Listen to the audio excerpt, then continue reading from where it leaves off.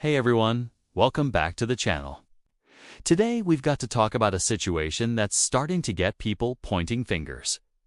And it all circles back to Shedeur Sanders and his father, Colorado Buffalo's head coach, Deion Sanders.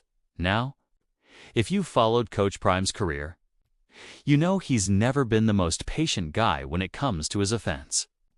Back at Jackson State, he stripped Michael Pollock of play-calling duties mid-season and promoted T.C. Taylor.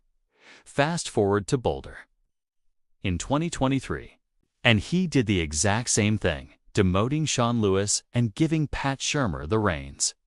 For context, Pollock is still around as Colorado's special teams coordinator, while Lewis actually bounced back to become the head coach at San Diego State. But that's just who Deion is. He's never afraid to make a change if he thinks it's going to benefit the team, or more specifically, his quarterback, and that's where the blame is starting to land on Shedeur. For years, he's been Coach Prime's guy from youth ball to high school to Jackson State and then to Colorado.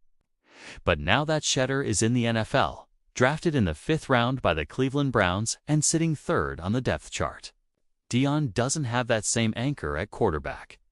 Last week against Delaware, we saw something we hadn't seen before under Coach Prime at Colorado, a full-on quarterback carousel. He played 3 different QBs in the same game. A 31-7 win over the Blue Hens. That raised a lot of eyebrows. Jean-Jacques Taylor from Anscape put it perfectly.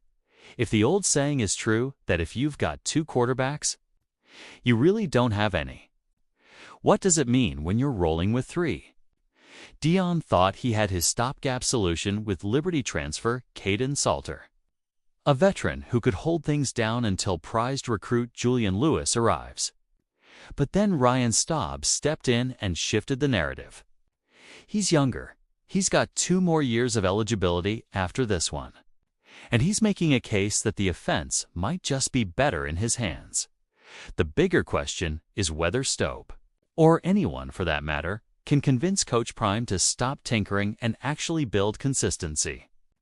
Because as history shows, if Deion doesn't like what he sees, change is coming, whether that's at offensive coordinator or at quarterback. So, is this indecision a product of Shedeur no longer being in Boulder, or just Coach Prime being Coach Prime? Drop your thoughts in the comments. Who do you think should be QB1 for Colorado moving forward? And if you're enjoying these breakdowns, don't forget to hit that like button and subscribe for more updates on Coach Prime, Colorado football, and everything happening in college football right now.